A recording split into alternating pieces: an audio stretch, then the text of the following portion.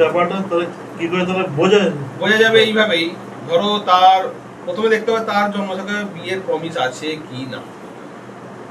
এবার তর্কের খাতিরে ধরে নিচ্ছি তুমি বললে যে তার বিয়ে হয়ে গেছে, তখন দেখতে হবে তার সপ্তম ভাব।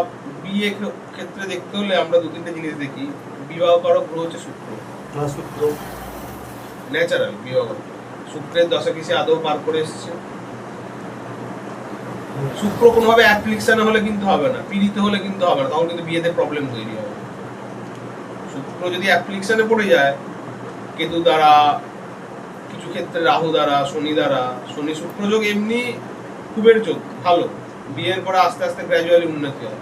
কিন্তু শনি যেহেতু কালপুরুষ রাশিচক্রের পীড়া, সেক্ষেত্রে শনি ভালো করলেও অনেকটা সময়ের পর গিয়ে ভালো করে, সেক্ষেত্রে কিছু না কিছু পীড়া বা মনের দুঃখ লাগা একটা থাকবেই।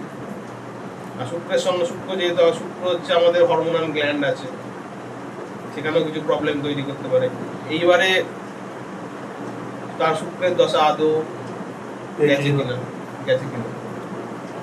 সপ্তম ভাব, সপ্তম পতি, এর সঙ্গে সেকেন্ড হাউস, দ্বিতীয় ভাব হচ্ছে পরিবার। তার বিবাহ হচ্ছে মানেই তার পরিবারে একজন সদস্য সংখ্যা বাড়লো, সেই দ্বিতীয় ভাবের সঙ্গে 2-7 কানেক্ট করেছে কিনা দেখতে হবে, তাদের দশা অন্তর্দশা গেছে কিনা দেখতে হবে। সেটা দেখে এমনি বলে দেওয়া যায় সে মানুষটা আদৌ বিয়ে হয়েছে কিনা।